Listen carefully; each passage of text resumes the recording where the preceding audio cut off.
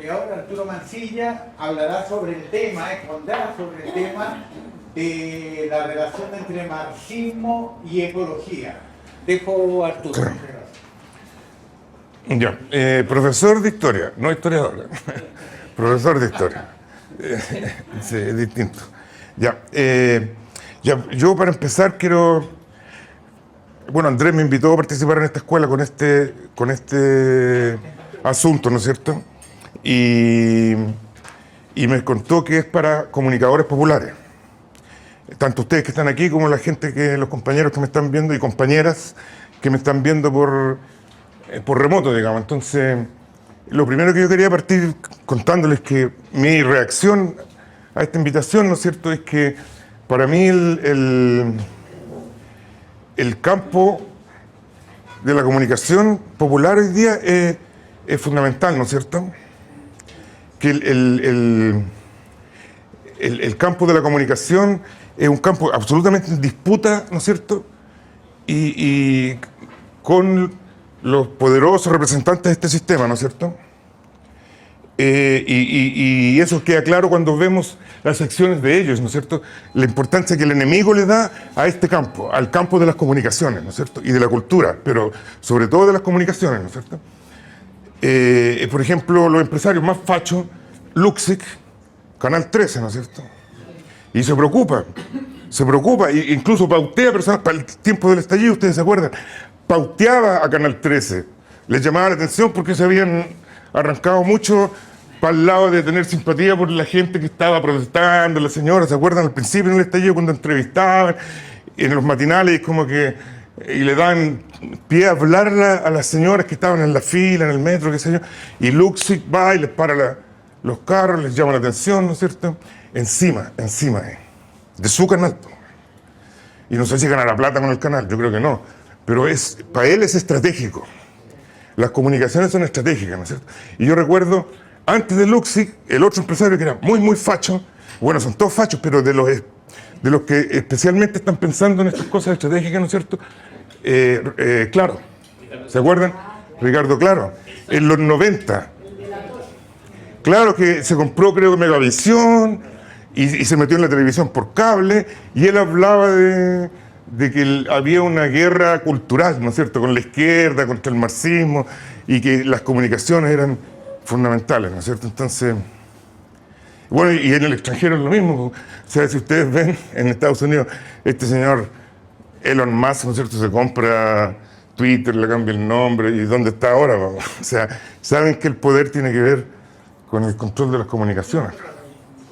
Claro, entonces ya, eso es lo primero que yo quería contarles, que para mí es importante el trabajo que ustedes hacen, o sea, ustedes están en este campo, no yo. Y es un campo estratégico, o sea, estratégico significa que es decisivo para el desenlace de este conflicto o de esta guerra, por llamarlo, ¿no es cierto? Entonces, claro, pero esto es distinto. El campo de las comunicaciones, y se puede ver en cualquier lado, ¿no es cierto?, es un campo absolutamente en disputa, y quien gana esa disputa es un triunfo estratégico, ¿no es cierto?, en todo esto que está pasando.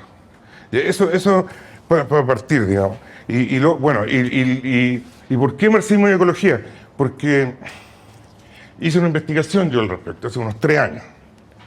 Estaba participando en una organización política, ¿no es cierto? Y con los compañeros teníamos presentaciones de temas y yo me autopropuse para exponerlo y pues más adelante me dijeron, bueno, escribe algo y me picanearon ahí y terminé escribiendo un artículo que publicaron en Rebelión, en varios otros medios, pero en Rebelión sobre todo, ahí ustedes saben que hay filtros, que no publican cualquier cosa, entonces quedé súper tranquilo con eso.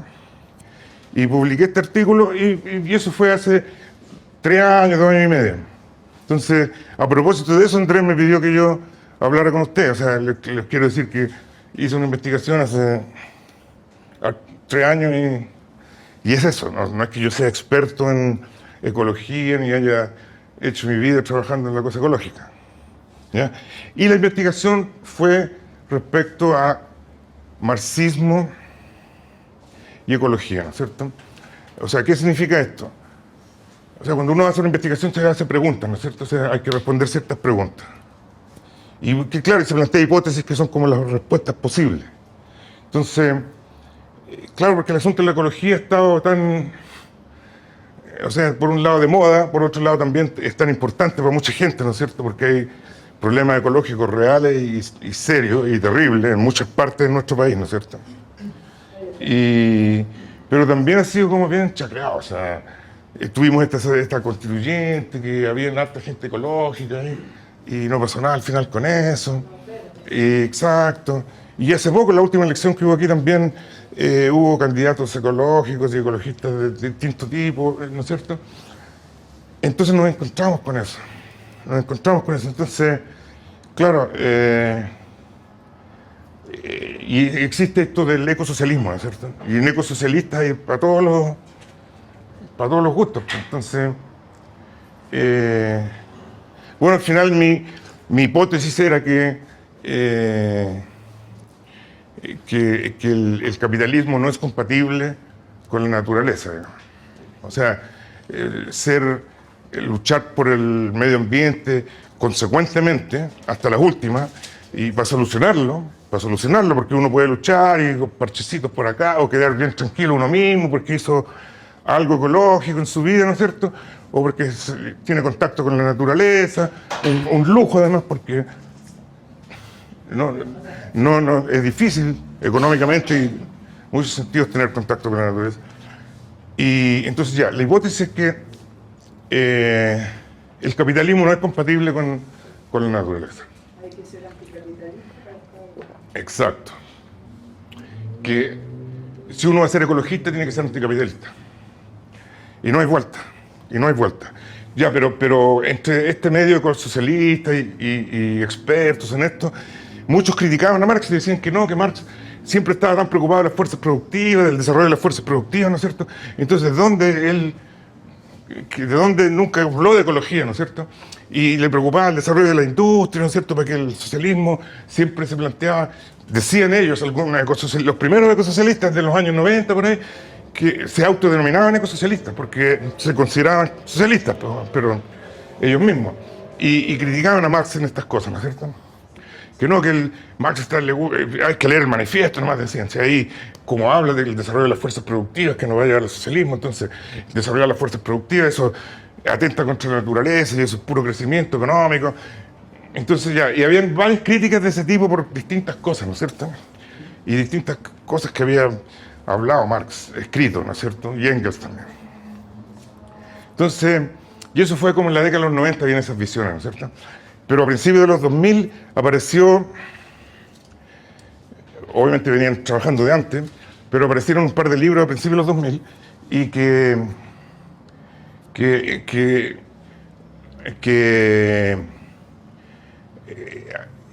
de autores, de investigadores que se habían metido a investigar a Marx nuevamente. Se habían metido a leer todo, nuevamente. A partir de cero, ya, vamos a ver qué hay aquí, qué es lo que plantea Marx respecto a la naturaleza, qué es lo que plantea un marxista respecto a la naturaleza. Y se encontraron con que siempre había estado ahí. Siempre había estado ahí. Entonces, y bueno, lo que compartí con ustedes, esta fotocopia, bueno, en esta investigación yo leí personalmente, o sea, varios libros de Marx, para ver yo mismo, y de Engels, ¿no es cierto?, qué es lo que hay ahí. Pero además leía a otros autores que citaban a Marx. Por ejemplo, El Capital no me lo leí.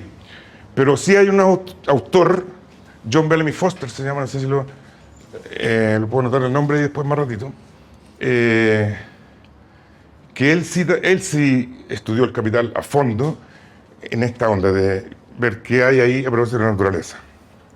Entonces ahí las citas del Capital son de Bellamy Foster. Las citas de otros textos son de lecturas mías personales. Entonces, y yo les compartí esto porque las citas son, pero de lujo, lo que dice Marx, lo que escribió Marx, lo que escribió Engels, lo que escribieron, son pero de lujo y son irreproducibles. O sea, es que tienen la virtud ellos de que escribían tan bien que es imposible como incluso tratar de contarles como qué dijo, que bueno leerlo nomás. Entonces, pero como no podemos leer así todo el rato, les comparto esto también para que lo disfruten y también para que lo puedan difundir y compartir ustedes mismos. Y me quedaron harta, entonces al final, si alguien quiere llevarse más, ya, para compartirlo, ya. Entonces ya, pero lo principal aquí, es que lo que a mí me quedó de lo que vi en estas lecturas y lo que me di cuenta, es que el contexto es fundamental. El contexto es fundamental. Y yo soy profesor de historia, les dije, entonces, nosotros los profes de historia, siempre, ¿no es cierto?, la línea de tiempo. Entonces, Marx nació, ¿no es cierto?, ya pongámosle aquí, el 1800 aquí. Marx nació en 1818 y 2 años después nació Federico Engels. Marx falleció en arriba está Marx, ¿no es cierto? 1883. Federico Engels falleció en 1895. O sea, vivieron prácticamente todo el siglo XIX. Ya. ¿Y bueno, el siglo XIX estuvo lleno de cosas, ¿no es cierto? Fue un siglo revolucionario. O sea, esa es como la mejor palabra en muchos sentidos. Económicamente, la economía capitalista, y ahí fue la revolución industrial. Y hubo cambios económicos y tecnológicos todos los cambios que tuvimos en el siglo XX y los que llevamos del siglo XXI no le hacen ni sombra a lo que ocurrió aquí en términos de transformar y en términos de novedades reales. Así. Por un lado. Por otro lado estuvo toda la movilización social de los trabajadores, de las burguesías, ¿no es cierto? Fue un siglo súper convulso en ese sentido. Y por otro lado, también el desarrollo de la ciencia, que es lo que yo tomo aquí en estas cosas que les pasé, ¿no es cierto?, en estas hojas. Y entonces, ya, pero ya, para ubicarnos en términos de desarrollo del capitalismo y de la economía, en 1830 fue el primer viaje en tren entre dos ciudades, de tren que llevaba pasajeros. Anteriormente había habido, 5 años antes, en 1825, un viaje en tren entre dos ciudades, en Inglaterra, por supuesto, en la Revolución Industrial se dio en Inglaterra, ¿no es cierto?, pero solamente cargamento. Pero en 1830, el primer viaje en tren. Y bueno, y después se desarrolló el ferrocarril, ¿no es cierto?, en Inglaterra, en Europa, en Estados Unidos, durante todo el siglo, ¿no es cierto?, pero el siglo de la Revolución Industrial, ¿no es cierto?, es la revolución de la máquina de vapor. La máquina de vapor fue inventada aquí en el siglo XVIII, 1700, 1800, siglo XVIII, ¿no es cierto?, la máquina de vapor, y la revolución industrial empezó con la máquina de vapor y el desarrollo de las máquinas textiles, o sea, las máquinas para hilar y para tejer, ¿no es cierto?, que hubo invenciones ahí que las fueron maquinizando, por decirlo. O sea, fueron capaces de trabajar solas, o casi solas, con pequeña ayuda, cada vez más eran pequeñas ayudas humanas, pero la máquina producía sola, ¿no es cierto? Y más aún aprovecharon la máquina de vapor, ¿no es cierto?, y la instalaron adentro de la fábrica, la fuente de energía estaba ahí mismo.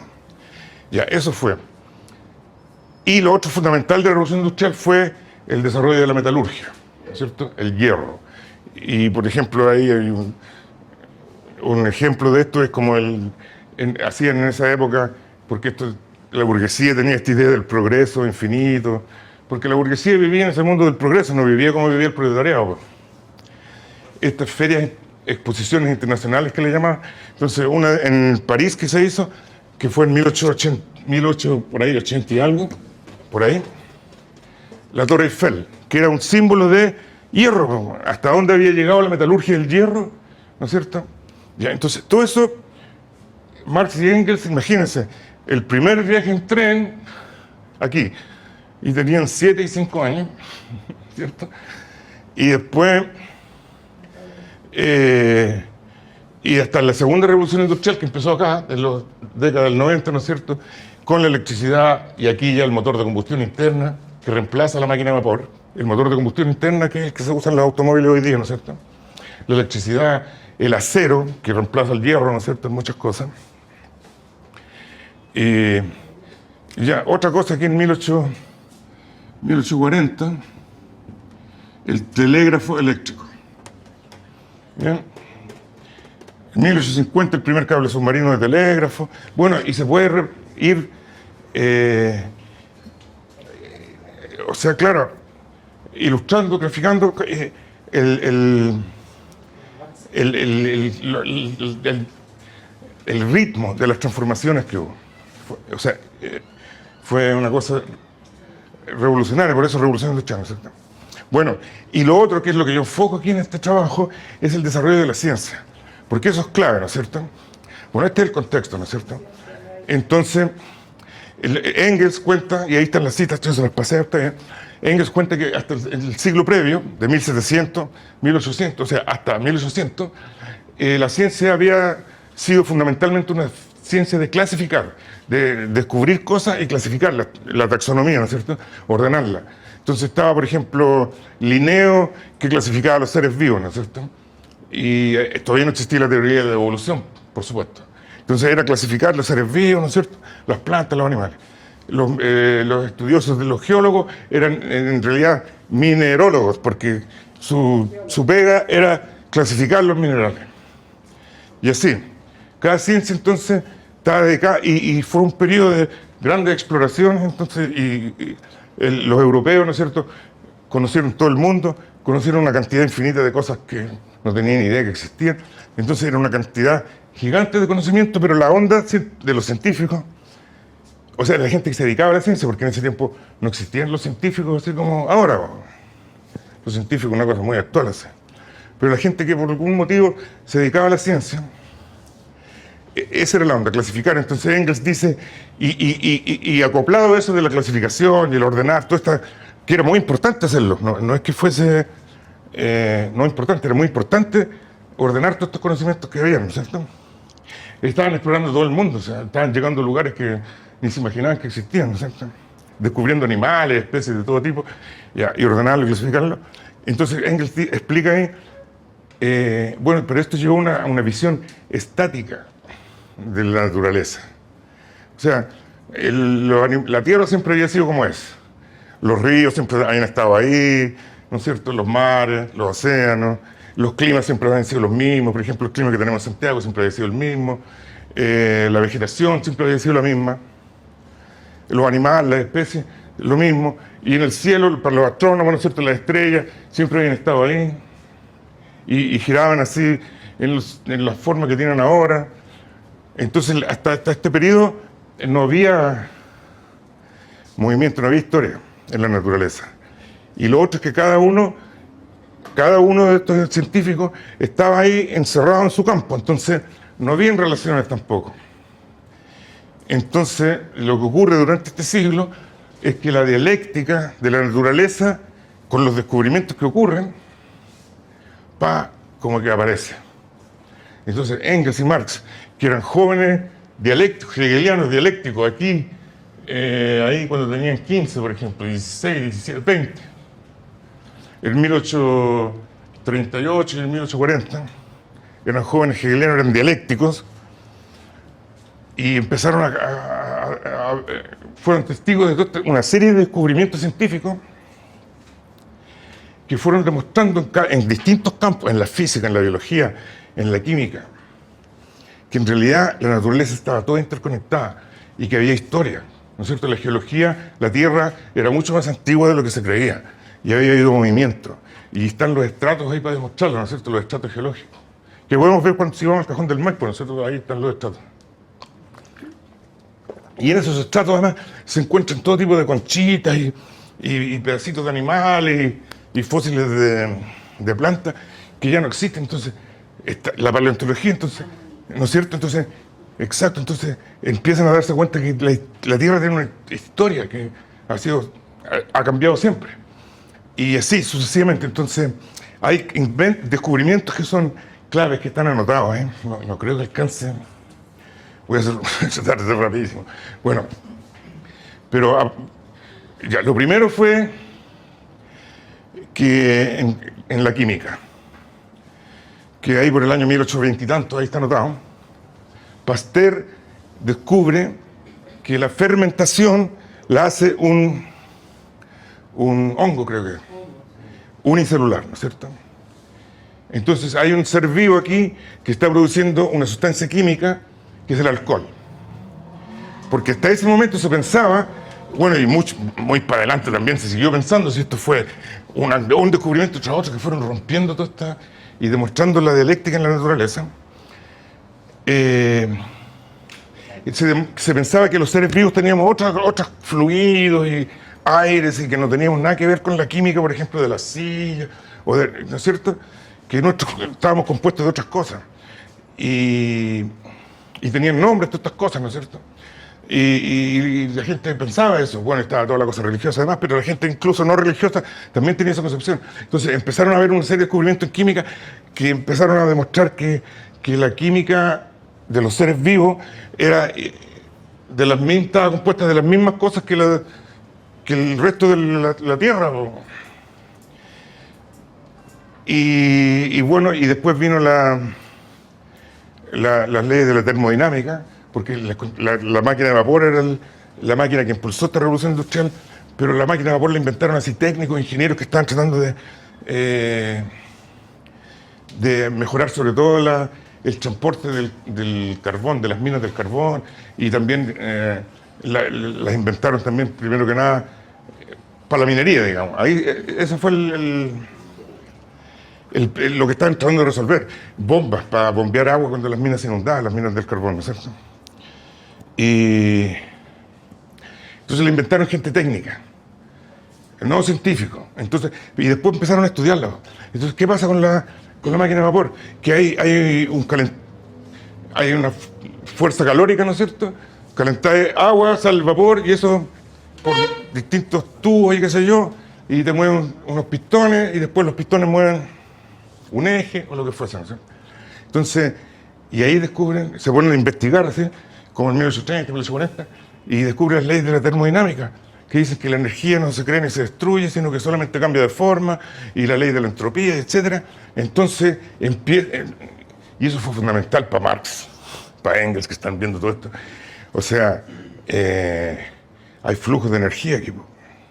O sea, la máquina de vapor transforma energía calórica, o sea, el calor en energía mecánica, ¿no es cierto? O sea, en movimiento. Por eso, leyes de la termodinámica.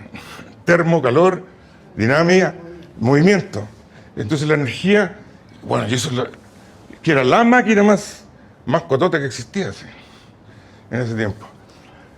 Y después viene el descubrimiento de la célula en biología.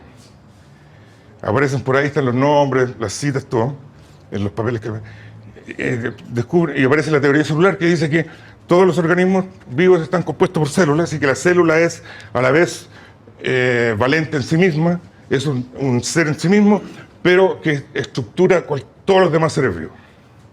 Y después más adelante, con 1850 y tanto, plantean que descubren que las células se reproducen a sí mismas, o sea que la vida no aparece por generación espontánea, sino que cada célula viene de otra célula que por bipartición, ¿no es cierto?, se divide en dos. Y aparece, entonces, y esa teoría del celular se enlaza con los descubrimientos en medicina, ¿no es cierto?, fisiología, que es la ciencia del funcionamiento de los organismos vivos, ¿no es cierto? Y aparece un planteamiento que es crucial aquí, que es el de metabolismo. O sea, la relación que tiene la célula con su ambiente, y gracias a eso se puede mantener viva, o sea, gracias a eso existe la vida, porque la célula tiene una relación con su ambiente de intercambio de energía materia. Y ese intercambio es el que le permite existir a la vida. Y eso tiene que ver, si lo pensamos, ¿no es cierto?, tiene relación con esto de la energía y de las leyes de la termodinámica también, ¿no es cierto? Esto del intercambio de... Claro, entonces, y esa es la palabra clave aquí, en todo el análisis que hace Marx de la naturaleza. La palabra clave es esa, metabolismo, que es la relación, que es la palabra que inventaron ahí para explicar la vida. Y es una palabra antigua que viene griega la palabra, o sea, se hubiera usado antes. Pero aquí cuando descubren las células y todas estas cosas, esa palabra implica eso, ¿no es cierto? Y paralelamente, entonces, bueno, y paralelamente a eso, la economía capitalista que se está desarrollando aquí, por ahí por 1840, por ahí, la primera gran crisis que tiene es una crisis de producción agrícola. O sea, los capitalistas que habían convertido el campo y la producción agrícola en producción capitalista, ¿ya? Trabajadores asalariados, dueño de la propiedad, que es un burgués, ¿no es cierto?, que puede arrendárselo al terrateniente o puede ser propia de él, pero la explota de una forma capitalista. Entonces la agricultura capitalista entra en una crisis y ahí aparecen una cantidad de gente. Por supuesto, los capitalistas tienen plata para financiar investigaciones, igual que hoy día, y aparece una cantidad de agrónomos y científicos, expertos en fisiología de las plantas, etcétera, a estudiar esto. Y descubren que, claro, sí, el capitalismo lo que había hecho es trasladar a la población del campo a las ciudades, porque el capitalismo nace, ¿no es cierto?, con la expropiación de las tierras comunales, o sea, lo que contaba aquí la compañera, por ejemplo. ¿No es cierto? Nos quitaron la tierra, ¿no?, y la gente se tuvo que ir a las ciudades. Entonces se produce hacinamiento en las ciudades. Entonces, ¿qué dicen esto? La conclusión a la que llegan toda esta gente que está estudiando, porque es una crisis de la agricultura capitalista en Europa, sobre todo en Inglaterra, pero en Europa entera, donde hay capitalismo, digamos, y en Estados Unidos, simultáneamente. O sea, llegó a un límite. Entonces, lo que plantean ellos es que hay un problema aquí en el metabolismo, o sea, el intercambio entre la sociedad y el suelo. Y resulta que los suelos agrícolas están totalmente ya rendidos, ya no son fértiles, perdieron su fertilidad. Y por eso hay una crisis en la producción agrícola, que fue la primera gran crisis que hubo capitalista así importante. Y eso se debe a que el traslado de la población significó que el metabolismo natural que existe, de sacar productos de la tierra, y después a través de los desechos y etcétera, hasta el cuerpo mismo de uno cuando se muere, vuelve a la tierra, ¿no es cierto? Y eso había funcionado miles de años así, pero ahora las poblaciones están todas en las ciudades, y hacinadas, más encima, hacinadas en condiciones, pero paupérrimas. Ustedes han visto películas que se han leído, a lo mejor a Chaltí, saben de, claro, el cine Alameda, que sea, y de cómo vivían en la Revolución Industrial en Inglaterra, en esas ciudades, que Engels tiene un estudio pero espectacular que está ahí. O sea, esos papeles que les pasé a ustedes se van después reír de mí, porque yo pensaba hablar todo eso, pero no me alcanzó ni para la introducción aquí. Claro, no me alcanzó ni para la introducción. Claro, porque el tiempo es mucho pasa más rápido de lo que uno se imagina. Entonces, estos estudiosos de la agrónomos, que no se llamaban en ese tiempo agrónomos ni nada. Entonces, descubrieron eso. Esa fue su conclusión. Y que más encima la explotación de la tierra de esta forma, sin devolverle a la tierra los desechos que siempre debieran volver, está creando un problema para generaciones futuras. O sea, no es solamente el problema de la producción del agro ahora en los países capitalistas, sino que lo dicen ahí. Entonces, de esa manera, o sea, dicen, esto es robarle a las generaciones futuras. Dicen los agrónomos. Entonces, Marx saca el primer volumen del Capital en 1867, y se demoró mucho en sacarlo porque se puso a estudiar economía como, no sé, harto tiempo antes. Entonces Engels siempre lo bujoneaba, pero bueno, dale, ¿qué te pasa? No, que estoy... Y tenía cuadernos, Marx, apuntes, qué sé yo, y estaba siempre estudiando. Entonces, y Engels lo bujoneaba, ya, pero sácale, y tenemos que romper con esto. Y no, y claro, entonces se largaba, y aquí hubo un periodo, así, un buen periodo, en que se puso a estudiar a todos estos agrónomos y a todos estos expertos que estaban hablando de la fisiología de las plantas, etcétera, de los nutrientes, descubrieron cuáles eran los nutrientes de las plantas, el sodio, el potasio, el fósforo, ¿no es cierto? Y plantearon una serie de cuestiones científicas, y bueno, y Marx estudiando todo eso, entonces, producto de todo eso, entonces, Marx llega a la conclusión, y ahí están todas las citas también en esos apuntes que les di, que les compartí, mejor dicho. No dar es como... nada que ver. El Marx habla de la ruptura o fractura metabólica que produce el capitalismo con la naturaleza. Y lo plantea en el tomo 1 del Capital. O sea, no es algo que comentó por ahí en una carta, ustedes han visto citadas de repente cartas de Marx, no sé quién. No, ahí está. Y porque es la conclusión a que él llega. O sea, el capitalismo, aparte de explotar al ser humano, explota la naturaleza. Y dice una frase que está ahí también, dice que son las dos únicas fuentes de riqueza. Que es otra cosa que los primeros ecosocialistas, esos de 1990, le criticaban a Marx, decían, no, es que Marx siempre vio la naturaleza como algo que da los productos gratis, que uno se tenía que aprovechar, y nunca valoró la naturaleza. Pero lo dice ahí en una frase textual, dice que el capitalismo destruye al ser humano, que es el trabajador, y a la naturaleza. No usa la palabra destruye, no me acuerdo textual cuál usa, pero algo es un sinónimo, ¿sí? Y las dos únicas fuentes de riqueza, o las dos fuentes de la riqueza. O sea, la naturaleza es para él la fuente de riqueza. Entonces, ¿por qué es importante el contexto? Porque en ese tiempo, en este siglo, a lo mejor a fines del siglo, no me acuerdo cuándo, no existía la palabra ecología. No existía. La inventaron así como a fines de este siglo, parece. Parece que fue a fines de este siglo. No siquiera a comienzos del siglo XX, pero no existía la palabra ecología. Por ejemplo, cuando Engels comenta en una de las citas que tienen ahí sobre las leyes de la termodinámica, él habla sobre la fuerza, el movimiento, bueno, menciona la electricidad, el calor, los distintos tipos de fuerza, dice, porque tampoco se usaba la palabra energía. Entonces, no le pueden pedir o sea, y hay una cita de Engels, ¿qué está diciendo él? Está hablando de la energía, pero esa palabra no se usaba en esa época. Entonces tampoco se usaba la palabra ecología, no se había inventado. ¿Cuál usaba antes energía? Perdón, él hablaba de fuerza, y ahí lo vaya a ver, movimiento, cuando comenta esto de las leyes de la termodinámica.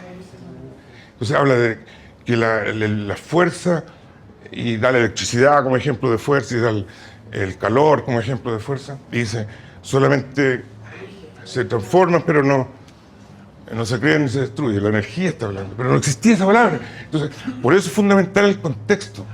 ¿Y de dónde vienen estos planteamientos? Porque si yo le digo a alguien, no, es que Marx decía que el capitalismo produce una fractura metabólica, mira, raro, así como, porque metabolismo es como, bueno, me cayó mal el desayuno, no sé, piensan algo así.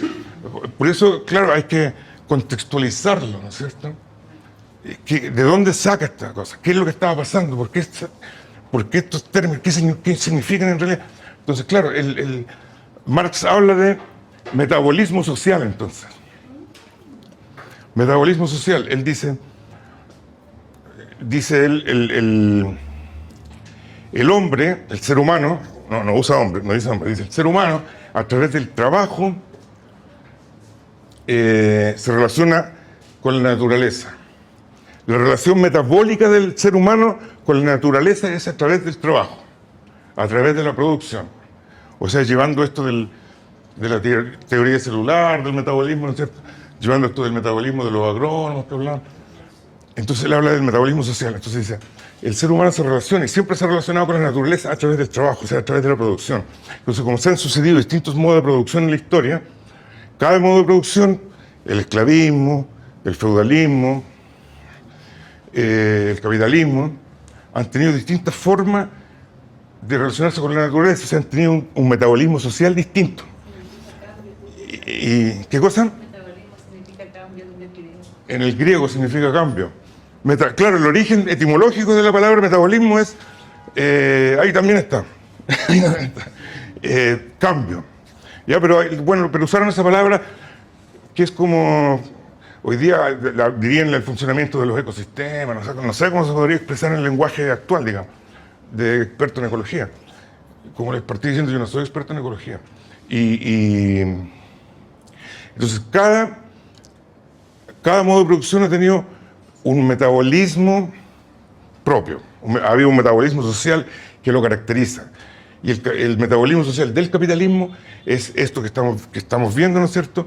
Dice él que produce una fractura metabólica con la naturaleza que solamente se expande porque como se le agotaron los suelos en Inglaterra, se fueron a explotar los suelos a Irlanda y dejaron Irlanda totalmente, ¿cómo se dice? Yerma, ¿no es cierto? Muerta. Entonces, Marx dice ahí en uno de las citas que les puse, dice, le robaron el suelo a Irlanda. Y Escocia también. Claro, entonces, y después estos científicos analizaron el guano que ya se estaba importando, que Inglaterra tenía el monopolio del guano en ese tiempo, que se producía en el Perú, ¿no es cierto? Lo sacaban en el Perú con este sistema prácticamente esclavista que llevaban a los culis chinos, ¿no es cierto? Que morían ahí en esos islotes, los dejaban ahí. Y ese guano era la única forma que tenía natural en ese momento de fertilizar. Entonces había un comercio de eso que era monopolio de los ingleses, que tenían la marina más grande, por lo tanto, los cañones más grandes. Nadie más podía sacarlo. Y ahí descubrieron que estaban estos tres elementos que ellos habían diagnosticado que eran los nutrientes básicos, ¿no es cierto? Que eran el potasio, sodio y fósforo. Todavía se comercia. Exacto, entonces, claro, entonces, lo que dicen Marx y Engels a propósito de eso, dicen, claro, entonces, esta fractura metabólica, ¿no es cierto?, que se está expresando en esto, las tierras están no fértiles porque se produjo una fractura, una ruptura ahí en el metabolismo natural, ¿no es cierto?, del ser humano. Cada solución a esto, cada solución que viene en los parámetros del capitalismo, ¿no es cierto?, de la mercancía como cambio, ¿no es cierto?, no de uso, ¿no es cierto?, con valor de cambio, no valor de uso. Mientras siga existiendo el valor de cambio, cada solución venga asociado al capitalismo y al valor de cambio, o sea, a los negocios, cada solución lo único que va a hacer es expandir esta fractura. Entonces, y ahí tenemos lo que pasó en Irlanda y después en Perú, y después cuando viene la cosa después del guano siguieron los nitratos, y los ingleses fueron los que promovieron la guerra del Pacífico, que aquí nosotros la llamamos guerra del Pacífico, pero en el mundo la llaman guerra del nitrato, así es conocida, nosotros somos los únicos que la llamamos guerra del Pacífico. Y era conocida en la época como la guerra, en los periódicos de la época de la guerra del Pacífico, hablaban en Inglaterra de la guerra del nitrato y qué sé yo, porque para ellos se trataba de eso, y aseguraron el nitrato de aquí de Chile. Entonces, lo que dicen, lo que explican Marx y Engels, que esta fractura metabólica, esta ruptura metabólica, este quiebra metabólico que se produce en la relación natural, en el metabolismo natural del ser humano con la naturaleza, valga la redundancia y repetir natural y naturaleza, cada solución que le meten, si es en el marco de la economía capitalista, lo único que hace es expandirla, ampliarla. Entonces, ¿qué es lo que está pasando hoy día? ¿Qué es lo que está pasando? Que quieren solucionar cada problema con bonos verdes o con nueva tecnología que va a empezar a hacer no sé qué cosa, pero todos ganando plata, todos están solamente expandiendo Entonces era como la visión antiimperialista de ellos, ¿no es cierto? Ya, pero eso quería yo compartir con ustedes porque, o sea, lo más importante es eso, sí, que yo caché, que Sí, al tiro, al tiro. Que lo más importante es eso, que hay que callar el contexto y no ir a buscar cosas que en ese tiempo nadie, o sea, no existía la palabra ecología. Entonces si alguien me dice, bueno, es que Marx nunca habló de ecología. No, pues si nadie hablaba, si esa no existía todavía. Y la energía, no, tampoco. Entonces, pero entonces está este otro planteamiento. Claro, claro. De hecho, él se basaba un poquito en la teoría física matemática. Claro. Ya, bueno, les doy la palabra porque ya pasé el tiempo. Oye, ¿Sí? Ya tienen 20 minutos, 22 minutos. Según no, que ya me están haciendo. Así, de ahí atrás me están haciendo. ya hablemos antes que llegue el Andrés, pues. No. Si quieren hacer preguntas. No, yo quería decir que hay el capital, porque tú te referiste al capital que cobra gente de tomo, que hay resúmenes muy interesantes que hizo Rosa Luxemburgo y Franz Kering, hicieron un resumen del capital perfecto, que la flojera de los tomo. Y la otra cosa de esta película, El joven Marx. Oh, muy buena esa película. Que es maravillosa, y que también muestra la expropiación de los campesinos que son obligados a vivir en la ciudad de transformarse. Esa es nuestra Biblia. Esa es nuestra Biblia. El joven Marx. Así se llama la película. Es dirigida por un haitiano. Sí. Es espectacular, es espectacular. Yo se la mostré a mi nieto. Dale. Disculpa, compañero. Arturo, desde el punto de vista filosófico, Marx desarrolla lo que es el materialismo dialéctico y, por otra parte, ocupa un método que es el materialismo histórico. Lenin, a comienzos del siglo XX, plantea, o sea, hace un estudio, digamos, del estado de la ciencia en lo que es materialismo y empírico-criticismo. 1906, 1908, por eso. ¿Cómo lo relacionas tú, este planteamiento, con los desarrollos que hace Lenin? Ya, no, yo no sé. No, yo no tengo idea que si Lenin habló de este asunto. Ahora, sí lo que sé es que en el periodo posterior a la Revolución Rusa, que es un periodo de mucha democracia, muy en todos los aspectos, o sea, bueno, el teatro, el cine, ustedes saben, pues, la pedagogía, bueno, también la ciencia. Entonces, hubo en esa Rusia bolchevique democrática, cuando todavía no estaba Stalin así, un desarrollo de estos planteamientos de la crítica al capitalismo como destructor de la naturaleza. Y desde el punto de vista del materialismo dialéctico y el materialismo histórico, como dices tú. Y quien sí lo toca, no sé Lenin, pero quien sí lo toca es Bukharin, en un libro que escribió que se llama El materialismo histórico, una cosa así, o Elementos fundamentales del materialismo histórico, algo así, una especie de manual que saca Bukharin. Entonces, ocurre que en 1830 hicieron en Inglaterra, hubo un encuentro mundial de científicos que parece que eran unas cosas rotatorias que se hacían de país en país, y en 1830 se hizo en Inglaterra, y de científicos naturalistas, qué sé yo.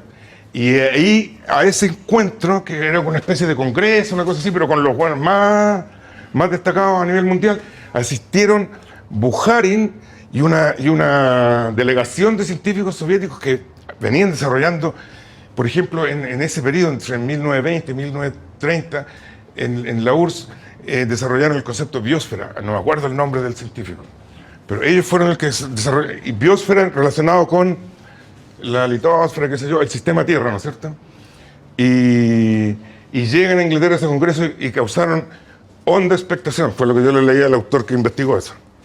Y causaron honda impacto, una cosa así. Y claro, entonces el desarrollo Aquiles, el desarrollo de esta crítica ecológica, llamémosla, materialista dialéctica, fue por el lado, porque desafortunadamente Stalin le puso punto final, incluso ejecutó a algunos de sus científicos, pero siguió entonces en Inglaterra, los marxistas ingleses siguieron con ese desarrollo. Entonces tú puedes encontrar una cantidad de científicos ingleses que han escrito libros de dialéctica, y especialmente biólogos, que por esto de la teoría de la evolución empezaron a descubrir cosas nuevas desde el punto de vista materialista y dialéctico. Biólogos así destacadísimos, que se especializaban en esto de la teoría de la evolución, entonces empezaron a descubrir cosas ahí en la evolución. Profesor, es que hay una pregunta desde... Ah, ya, perfecto. ¿Aló, Rafael? Ah, Rafa.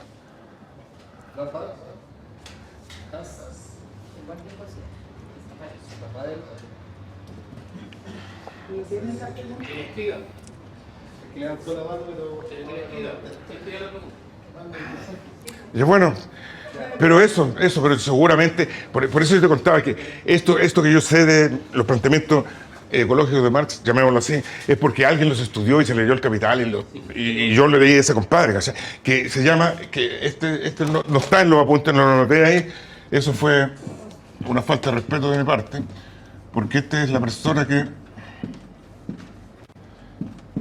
que sacó a luz, tiene un libro del año 2000 que se llama La ecología de Marx. Entonces, esas citas del Capital que yo puse ahí son tomadas de este libro. Pero como eran apuntes aquí para regalar, no reconocí al autor. Los puse como si fueran míos. Rafa, Rafael.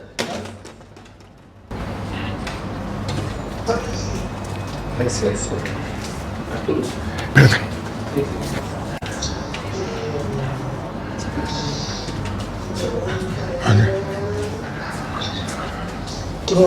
Tengo muchas cosas en la cabeza. Que le escriba un poco. Pero No sabe. me pregunta acerca también de cómo la construcción antropológica de Marx se relaciona también con su concepción ecológica, porque el gran problema que hace la crítica ecológica posterior a Marx, ya viene en el siglo XX, es precisamente por el antropocentrismo que tiene los procesos productivos y del desarrollo, y que también se da dentro de las versiones de marxistas posteriores. Claro, no, es que es lo que dije al principio, que hay en la década del 90, los primeros ecosocialistas hacían muchas críticas a Marx y decían, no, Marx, ni modo de que tenga algo de ecologista, ni modo de hacerlo yo era marxista, no me considero todavía marxista en términos de la sociedad, de la lucha de clases y eso, pero soy ecologista, pero soy las dos cosas, pero no pegan ni juntas, no sé. Entonces soy ecologista, entonces soy ecosocialista, pero en realidad Marx no tiene nada que opinar así al respecto, todo lo contrario. Y lo acusan de una serie de cosas, así de que el énfasis en las fuerzas productivas, esto que dice Rafael, el antropocentrismo, pero ahí en las citas que yo les puse van a ver que no hay antropocentrismo. Disculpa, quizás es muy... No, dale. Ya viendo que el desarrollo de las fuerzas productivas finalmente va a terminar con esta contradicción con la naturaleza, quizá, o más naturaleza que se ha ido desarrollando de a poco, supongo, yo de lo poco que entiendo, pero concretamente China, la propuesta china, la lectura china, Marx, que se habla, que yo conozco poco, pero lo que veo es que con la tecnología nueva hay una devastación que se hace de la naturaleza gigante. ¿Tú ves algún tipo de cosas clave que se esté, no sé, de postura o cosas clave que se esté contradiciendo a Marx o que se esté reafirmando esa... Sí. No, claro. Ya, primero que esto no va a terminar con el desarrollo de las fuerzas productivas. O sea, esto termina con la revolución. O no termina. Las fuerzas productivas pueden y nunca haber socialismo. No, todo lo contrario, o sea, y claro, yo no les mencioné eso, también esta dice, lo que Marx plantea para la sociedad comunista, dice, los productores asociados, porque así hablaba del pueblo Marx en la sociedad comunista, de los trabajadores en la sociedad comunista, los productores asociados, los productores libres o los productores libremente asociados van a restablecer el metabolismo natural, van a restablecer la relación metabólica con la naturaleza como corresponde. Y eso implicaba, y lo plantean Marx y Engels desde el manifiesto, romper con esta cuestión de la división campo-ciudad. O sea, hay que llevar la industria al campo para que los trabajadores vuelvan al campo. Y las ciudades también tienen que reconstruirse de una manera en que ya... Eso, porque esa era la crisis que estaban viviendo ellos. Entonces, su planteamiento era: hay que terminar con esto de ciudad y campo. Tiene que volver la población al campo. Tiene que volver. Es la única forma de restablecer el metabolismo natural con los suelos, que era la crisis que ellos estaban viviendo. O sea, claro, si vamos a preguntar si Marx habló de polución ambiental o de qué sé. Sí, también lo mencionó, sí, lo menciona. Pero respecto a la fábrica, a Londres en ese tiempo que estaba muy contaminado. Pero no había calentamiento global ni nada por el estilo. Pero él habla, esto que él menciona de la ruptura metabólica, o sea, de la ruptura del metabolismo natural entre claro, entre el hombre y el ser humano y la naturaleza. Todas estas cosas son expresiones. El calentamiento global es expresión de esa ruptura metabólica, que son los términos que se usaban en ese tiempo. Sí, mira, viendo toda esta parte que yo estoy muy aterrada, no sé de qué, desde que tomé noción de esto, la chica, yo cacho que estoy como aterrada con la evolución negativa que hemos tenido con respecto a lo que es la naturaleza. Yo increíblemente, a veces por mi nieto, qué sé yo, o porque siempre me ha gustado, como soy educadora, me gustan el tema de los monitos animados, porque estoy de alguna manera al día con los niños, yo trabajo mucho con niños. Entonces veo, hay una película infantil en donde muestran, digamos, una ciudad donde no hay nada de naturaleza. Y hay un solo ser de esa que descubre una semilla. Y el capitalista y el que es dueño del aire, el dueño del domo y todo el cuento, lucha por evitar que se plante esa semilla. Ya. En el fondo, no sé si lo han visto, pero para mí es muy interesante y futurista también, porque claro. yo veo que de alguna manera van a controlar y van a dominar tanto el capitalismo que nos están destruyendo para una dependencia absoluta de lo que ellos nos den, ya sea el aire, el agua, bueno, no sé, un millón de cosas que nos pueden privar. O lo que nos venden, mejor. Más que darnos, nos venden. Entonces, yo creo que nosotros, la gente que tenemos, digamos, conciencia social, conciencia de lo que es la naturaleza, hemos de alguna manera ido planteando esta situación, pero ¿qué haces tú cuando ves a tu vecino que no planta nada, que todo lo cementa y no hay ni siquiera una planta? Entonces, Claro. por la tierra, Sí, se entiende. Sí, se entiende. No, es que esto es como lo mismo que la lucha de clases, pues. O sea, si el compañero del sindicato está luchando contra los abusos en el interior de la empresa, ¿no es cierto? Porque el gerente, bueno, es un abusador, o si el compañero del sindicato está luchando por mejorar los sueldos, o por salir más temprano un día, o qué sé yo. Nosotros apoyamos esas luchas, pues. No vamos a decirle, oye, no, nada que decir, hay que luchar por el socialismo y la revolución, eso no tiene... No, nosotros sabemos que, entonces, por supuesto, o sea, claro, y por ejemplo, para mí es muy importante que hace un mes dejé de fumar, entre otras cosas por esto, ¿sabes? No, claro, porque nosotros tenemos que, apoyamos, entonces, obviamente no vamos a decirle, ahora sí tenemos que hacer conciencia, al igual que en la lucha de clase, ¿no es cierto?, que la solución real no va por ahí.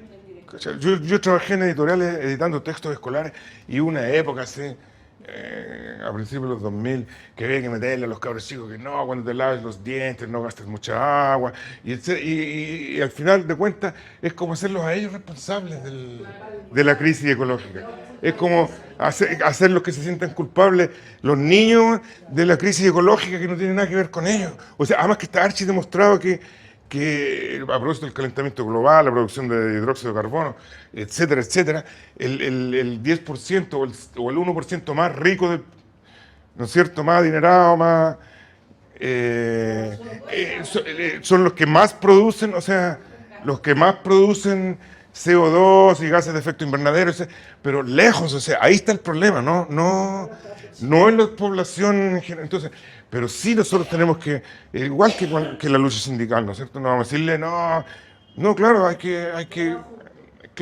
claro, estamos, por supuesto, entonces, aunque yo no esté ni ahí, pero igual apoyo, qué sé yo, todas esas cosas, pues, digamos que esto que estuvo también muy en boga, no sé si, yo me imagino que sí, que esto del compost y juntar los desechos para hacer tierra, ¿no es cierto?, de hojas, etc. Está bien, pues no podemos estar en contra de eso, pero sí no es la solución, pues, no es la solución. Y a propósito lo decía el compañero que salió, claro, el asunto de China, claro, en el fondo, con respecto a China, China es capitalista, pues. Ya hizo su tránsito de vuelta al capitalismo, entonces, justamente todo esto se ha tratado de que dentro de los marcos del capitalismo no es solucionable esto. Entonces, no hay nada que puedan hacer los chinos. Los chinos están ganando mucha plata produciendo estos paneles solares y vendiéndolos para todos lados. Les da lo mismo donde pongáis los paneles solares, a lo mejor vaya a tapar humedales, qué sé yo, va a destruir el medio ambiente con lo que les da lo mismo. Ellos están vendiendo paneles solares. Y con esas cosas se autodefinen como héroes de la ecología del mundo. No. Es un sistema capitalista el chino. Ahora que tienen industrias y empresas estatales que son súper fuertes, que la banca todavía está en manos del Estado, la más importante por lo menos, y tienen capacidad de dirigir esa economía, por supuesto, mucho más que cualquier país capitalista de los de ahora, pero eso no implica que hace mucho tiempo que los chinos ya no son ni socialistas ni comunistas.